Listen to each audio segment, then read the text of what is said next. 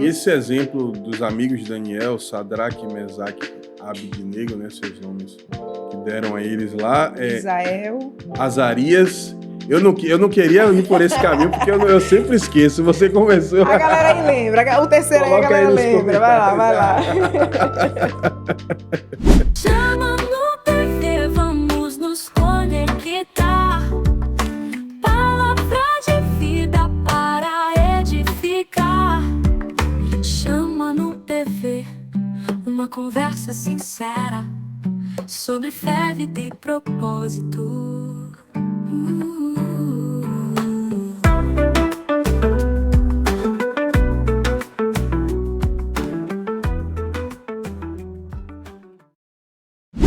Fala galera, tudo bom com vocês? Começamos agora mais um episódio do Chama no PV e hoje o papo é reto, necessário e urgente. Vamos falar sobre posicionamento, sobre ser luz que ilumina, sobre ser sal de verdade mesmo, que salga. Então já começa aí, chama todo mundo. Não fique só para você, não fique com a bênção só para você.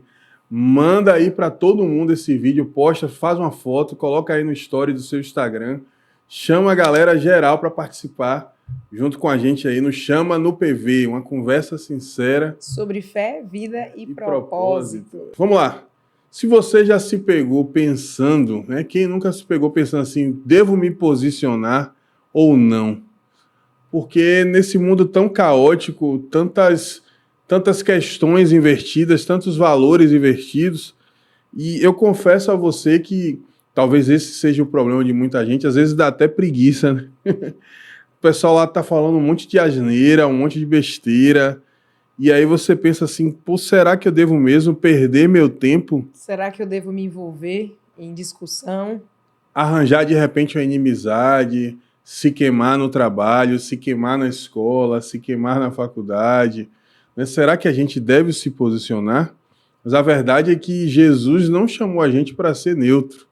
Jesus não chamou a gente para ser coluna do meio. Então, para ficar em cima do muro. Exato. Precisa se posicionar, sim. Não confundir se posicionar com ser chato. Não confundir se posicionar com ser encrenqueiro. Mas a gente precisa, de fato, ser sal e luz, né? E é interessante que a Bíblia, a própria palavra de Deus, ela já provoca, na nossa ótica, né, essa inversão de valores. Como assim provoca? Quando você vai para o Sermão do Monte, lá em Mateus capítulo 5, Jesus começa a discursar e chocar todo mundo e apresentar uma lógica invertida que até então eles não entendiam. Uma leitura da lei, da própria antiga aliança, de uma forma que eles não entendiam. Então, a partir de agora, a partir de Jesus, não adultere, não olhe com olhar impuro para uma mulher. A partir de agora, não é apenas não roube, apenas entre aspas, é não cobice, né? Não adultere, enfim, Jesus começa a mostrar que, diferentemente do que uma galera prega hoje, da graça barata, Jesus veio para aumentar aí o sarrafo, o nível de dificuldade aumenta, porque ele quer pureza. E em 1 Pedro, bora ler aqui, 1 Pedro capítulo 3, o verso 15 e 16. Contudo, façam isso com mansidão e respeito. Já começa dando essa lapada na gente, né? Mansidão e respeito. Conservando boa consciência, de forma que os que falam maldosamente contra o bom procedimento de vocês, porque estão em Cristo, fiquem envergonhados de suas calúnias. É melhor sofrer por fazer o bem, se for da vontade de Deus, do que por fazer o mal. A gente tem que estar pronto para responder com mansidão, com respeito e dar a razão dessa nossa esperança, do que a gente crê, mas tudo com mansidão e com respeito. Não precisa pegar 7 pedras na mão, não precisa subir no pedestal e dizer que você está certo e todo mundo está errado. Ou então, o que rola muito são as pregações escapistas. Que Jesus vai voltar, você vai ficar. Tira a gente daqui, Jesus. Jesus vai voltar, você vai ficar. Você vai queimar no fogo do inferno. Então, tudo é voltado sempre para a volta de Jesus. Claro que isso é muito importante. Claro que isso é muito necessário, mas calma. Se Jesus te deixou aqui nessa terra, foi porque você tem uma missão, você tem uma vocação, você tem um chamado. E a gente vai falar sobre isso logo, logo, em outro episódio. Mas nem tudo você vai queimar no fogo do inferno, no lago de enxofre. Nem tudo é isso.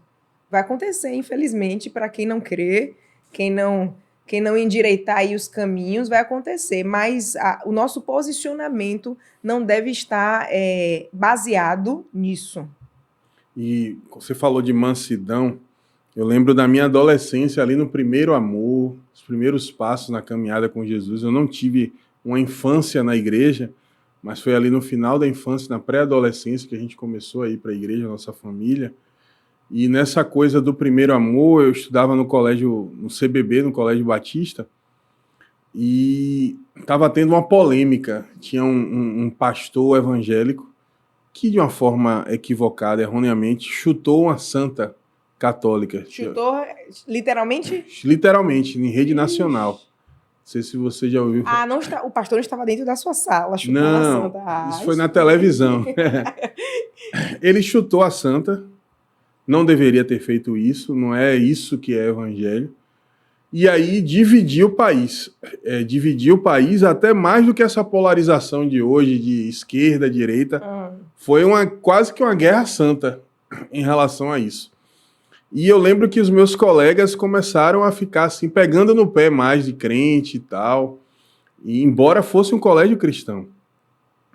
E aí chegou um momento que eu me irritei tanto numa discussão em sala entre crentes e não crentes, que eu me posicionei de uma forma assim que não deveria. Como? Fala. Fez o quê? Calem a boca! Vocês estão no colégio batista! Se vocês não querem, se vocês não acreditam em Jesus, se vocês não concordam com ele, se pique daqui, saiam daqui. Né? Essa foi a forma, eu devia... E foi assim que Ramon Costa ganhou toda a escola para Jesus. Claps, claps, claps, claps. Só que não, eu devia ter, sei lá, 13, 14 anos. 13 anos. Vou te dar esse desconto aí. Não foi da melhor forma, não é assim que se faz, mas eu creio que o cristão ele precisa ter essa ira santa, né, como dizem assim. Agora, já do outro lado da moeda, eu me lembro como se fosse hoje, eu na minha escola, não me lembro a série, mas eu era de poucas amigas, sempre fui de poucas amigas, porque eu era sempre muito calada, muito quieta, mas eu tinha uma amiga que andava comigo e tal, e ela sabia que eu era cristã. E aí um dia a gente lanchando no recreio, intervalo, aí ela me perguntou, mas como é ser crente? Aí eu fiz, a gente não bebe nem fuma. Gente, eu acho que eu era criança, e eu só soube dizer isso pra ela. E isso me marcou tanto, acho que depois eu fiquei em casa pensando sobre isso, e eu fiz, poxa, por que eu só falei isso? Eu não poderia falar outra coisa? Mas eu só falei isso, a gente não bebe nem fuma. E isso representa, talvez, a forma de pensar de muitos evangélicos. De não saber exatamente por que estão ali. Será que você que está assistindo agora em casa, você só está na igreja porque você tem medo de ir para o inferno? Ou você, adolescente, só está na igreja porque seu pai te força? Talvez até você ame a Jesus, você ame a Cristo, mas lhe falta se aprofundar mesmo mais na palavra, entender a razão da sua fé. E existe algo chamado apologética, que se fala de defesa da fé. E é importante que o cristão ele entenda um pouco, que ele estude sobre isso. Não para ficar... Eu andei um pouco assim, distante, um tempo, sem querer muito conta com apologética, porque apologética era coisa de crente chato. Como assim crente chato? Aquela galera que só queria discutir, que queria brigar, eu tô certo, e tá cheio de gente assim na internet, né?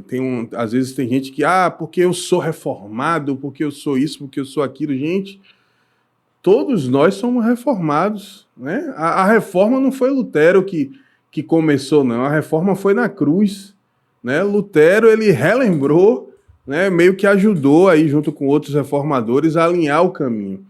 Então, entender da Bíblia, entender da palavra, conhecer teologia, defesa da fé, se posicionar, o mínimo que você precisa saber, não é para você ficar batendo cabeça entre irmãos. É óbvio que às vezes existem heresias, existem divergências em pontos essenciais, que aí sim, beleza, precisam ser combatidos, mas existem formas de pensamento diferentes, que não é para os crentes estarem, sabe, se batendo, se pegando, não é sobre isso. Mas é importante que você conheça a palavra de Deus, que você saiba se posicionar, que você saiba o que é ser cristão, que você saiba quem é Deus, quem é Jesus, quem é o Espírito Santo. É importante você conhecer da sua fé, para em momentos como esse, seja na escola, na faculdade, em qualquer outro lugar, você saber se posicionar. Dizer a razão da sua fé, não é? Exatamente, como está lá em... Você já falou esse texto? Em Pedro. 1 Pedro, capítulo 3, versículo 15. É isso? Isso. E quais âmbitos a gente pode se posicionar, destrinchando assim? Quais âmbitos da nossa vida, da nossa sociedade, que a gente pode, sim, com muita mansidão, com muita sabedoria, se posicionar? Um deles é o âmbito acadêmico, como eu acabei de falar, só que eu me referi mais à escola. E eu lembrei de um outro fato na escola, na faculdade, já com um pouco mais de maturidade, onde um professor, ele fez uma brincadeira era uma aula de marketing, e ele começou a falar de uma empresa, de uma marca de cerveja que estava lançando esqueci agora como é que fala, mas um produto, uma cerveja sem álcool. E aí ele fez em tom de deboche, e aí a ideia era atingir os crentes doidos para beber, né? Esses crentes são doidos para beber e tal. E aí lançou essa linha de produtos para atingir essa galera. Aí ele falou, mas não tem ninguém crente aqui não, né? E eu que era até então 007, não necessariamente de me esconder, não necessariamente de negar a Cristo, mas eu era muito, muito na minha. Mas aí nessa hora algo veio dentro de mim, sabe? A ira santa de novo. Só que agora é de uma forma mais moderada. Amadureceu. De uma forma mais consciente, tipo, aí não, Ramon, você tem que se posicionar. E aí eu levantei a mão. E engraçado que esse levantar de braço, assim, parecia que foi em câmera lenta, assim. Uma fração de segundos, mas que parecia que eram horas, assim. E aí quando eu levantei, eu sou! Aí veio, assim, aquele pensamento assim, meu Deus, o que é que eu fiz? E agora, o que é que eu vou falar e tal? Aí ele, não, desculpa. Ele, não, tudo bem, eu sou cristão. Não bebo, não faço questão de beber e tal. Assim, mas eu não fui de uma forma afrontosa. Eu só me posicionei. O fato de eu me posicionar, de eu levantar e dizer eu sou cristão, constrangeu todo o ambiente na sala, inclusive o professor. E esse professor passou a... Nunca mais ele falou de crente, pelo menos não na minha turma. Não tinha mais ninguém na sua turma que era cristão, você era o único. Não tinha. Na verdade, no final perto de formar, eu descobri, quando eu caí no grupo de uma pessoa, que aí foi marcar para fazer o trabalho, né? E aí ela disse assim, sábado eu não posso. Eu digo, por que você não pode? Porque eu sou adventista. Né? Eu digo, mas só agora que você se revelou, no 8º semestre. Você podia dar a mão para mim, né? Pois é, mas assim, não era... vou entregar de novo a minha idade, mas é de uma época em que não se tinha crentes na faculdade, né? E eu já ouvi de colegas meus, mas, rapaz, como assim você, universitário, você faz parte da elite cultural da sociedade e você frequenta igreja, né? Então, assim, já existiu essa época. Hoje você tem a oportunidade de ter alguns colegas, acredito eu, na sua faculdade, no seu mestrado, na sua pós. Então, aproveite para... Porque antigamente quem era cristão, a igreja era colocada à margem, né? Hoje em dia, o artista, o influencer que se declarar cristão, ele consegue seguidores cristãos. Sim. A galera meio nada a ver, que, sei lá, só porque se diz cristão, só porque foi um domingo na igreja, já é um status isso aí. Que também já é um problema. Pois bem. Aí é outro episódio. Mas vamos falar, direto eu vejo a galera já assim, nossa, mas fulano disse Deus abençoe no show, então eu vou seguir, Calma. O jogador de futebol que pegou a camisa, levantou, Jesus te ama. Hoje até tem menos isso, mas a galera, né? Eu lembro de um cara chamado Edmundo, um jogador de futebol, o cara só andava briga e tal, mas ele de vez em quando botava faixa, né? Estilo Neymar, 100% Jesus e tal. Pois bem, mas hoje em dia estamos no centro. A gente precisa aproveitar essa oportunidade. A gente precisa fazer valer essa posição que nós estamos hoje. E agora nós vamos falar dos nossos apoiadores, começando pela CTA Online, uma plataforma para cursos na área de saúde. Então, você que é da área de saúde, acessa aí cta.online. Você quer fazer cursos pós-graduação? Procura lá, acessa lá. Eu tenho certeza que vai dar um upgrade aí na sua carreira. E Vetro Esquadrias, uma empresa especializada em vidros e esquadrias. Atendimento na Bahia e em Pernambuco. No Instagram é vetro.esquadrias. Mas dentro da nossa família também, a gente consegue, pode e deve se posicionar, defendendo valores bíblicos. Ah, mas isso só vale para o lá que é cristão, isso só vale, ou para o lá que é cristão não, isso só vale se eu for cristã e meu pai e minha mãe não for. Não, eu acho que, independente disso, dentro da nossa família, dentro do nosso lar, a gente precisa defender os valores bíblicos, sobre criação de filhos, sobre o tratamento de pais com filhos. E, infelizmente, acontece ao contrário, né? Eu costumo falar em reunião de pais de adolescentes, cuidado com as férias, cuidado com o recesso. Porque, às vezes, o adolescente passa 10 dias numa casa de praia ou na casa da ilha com os primos e volta desviado. E, às vezes, olham para mim assim, como assim? Quer dizer que você tem que se afastar da família? Não, não é isso. Mas isso precisa ser supervisionado. Porque, às vezes, o adolescente ele não tem estrutura, não tem a coragem suficiente para se posicionar. Então, ele está ali, junto com primos, ouvindo todo tipo de música, todo mundo bebendo, mesmo que ele não beba, mas está ali, e aí todo mundo xinga, e isso e aquilo, e coloca aquele filme que às vezes é um filme inofensivo, mas que teria uma cena que um crente de verdade pularia, não pula. E aí você vai ali, os conceitos vão sendo distorcidos, e daqui a pouco o cara está distante. Então, quando você está fortalecido em Deus, quando você sabe a razão da sua fé, quando você não é um crente meia boca, você conhece, estuda a palavra, independente da sua idade. Você pode sim estar num ambiente como esse, você pode passar tempo com a sua família, mas você sabe se posicionar. Né? Roda dos escarnecedores não é exatamente sobre com quem você está, mas sim em como você se posiciona no meio onde você está. E aí tem uma gama de exemplos bíblicos sobre isso. Daqui a pouco a gente vai tratar. E é interessante você tocar nesse assunto de adolescente, porque eu acho que de todo mundo, quem tem mais dificuldade em se posicionar e em dizer mesmo que dá a razão da sua fé, da esperança que você carrega no coração, é o adolescente.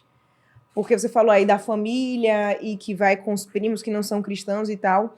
E a gente sabe que o adolescente, ele quer se sentir pertencente. O adolescente, ele quer fazer parte de um grupo. Não existe, eu acredito que não existe nenhum adolescente que na sua essência gosta de ser o diferente.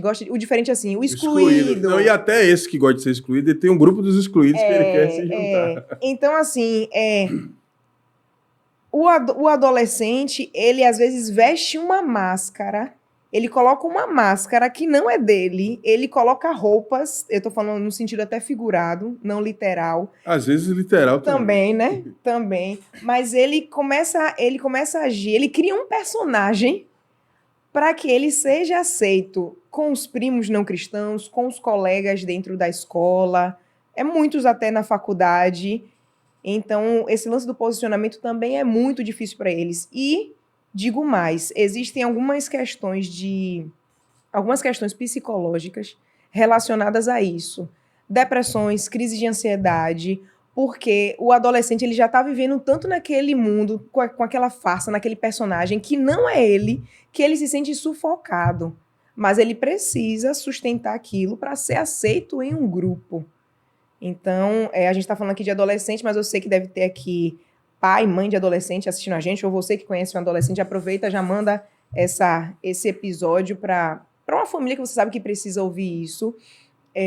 Precisa sim, precisa dentro do seu lar, dentro da sua família, vocês precisam se posicionar e defender os valores bíblicos e dar a mão para esse adolescente e dizer que essa fase passa. Você não precisa vestir esse personagem, você não precisa fingir ser alguém que você não é. Você não precisa beijar todas as bocas do colégio só para você ser aceito em determinado grupo. Você não precisa vestir determinada roupa, porque senão você vai se sentir escorado. Você precisa encarar a verdade. Eu lembro de mais um fato no colégio, que foi uma sexóloga fazer uma palestra. E ela era boca sujíssima. Falava todos os termos daquele jeitão, assim, sabe?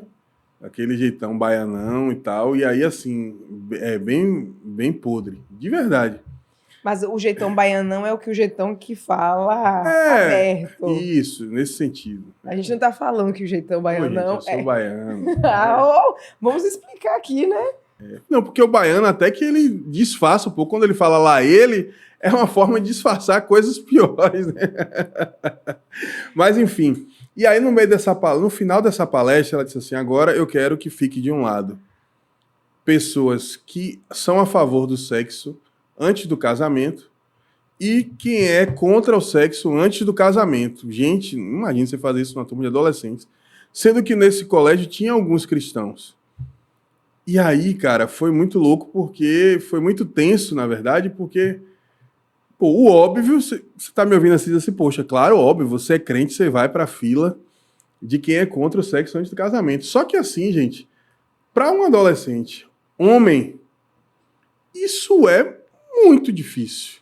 O que parece ser óbvio não é algo tão tranquilo, né? Hoje é muito comum os cultos nas escolas, né? A galera faz célula, se reúne, ora nas faculdades. No trabalho também, isso. Trabalho. Então, assim, isso suaviza até o posicionamento, os ambientes, mas na época não tinha nada disso. E aí, de repente, vai se formando a fila e eu e alguns colegas, assim, os mais crentes, assim, eu ia dizer os mais crentinhos, indo assim como se estivesse indo para a cruz, de cabeça baixa para a fila de quem é contra o sexo antes do casamento. E, de fato, a gente era. Só que entre você ser e você afirmar e se posicionar, sabe? E aí a gente foi, de repente, a gente olha para o outro lado e tá um colega nosso da igreja, a gente assim, mas fulano, por que você tá aí? Ele, eu sou otário e tal. E esse cara era, né, passava o rodo, era o pegador e tal. Então, assim, a verdade, gente, é que falar, né, discutir sobre esse assunto, falar, faça isso é fácil.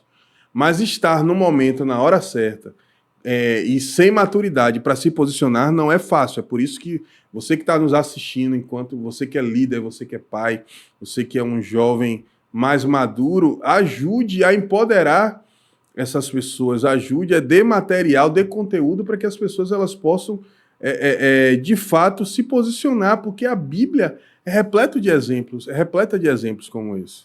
E já que a gente está entrando aí nesse... Falamos com pais também sobre isso. Tem uma expressão que alguns pais usam com os filhos, crianças e adolescentes, que a gente precisa abandonar. Se a criança ou se o adolescente fez alguma coisa errada, crente, tá fazendo isso, crente. Nossa, gente, esquece isso. Isso aí dentro da cabeça de uma criança e de um adolescente fica assim, ai meu Deus, eu sou a parte chata do mundo, eu sou a parte que não pode fazer nada. Ele vai acabar pegando o ranço de ser crente. Pois é, crente tá fazendo isso, eu vou falar com o seu pastor. Querido, não faz isso. Não faz isso. Não funciona, não. As pessoas precisam ser ensinadas a amar Jesus.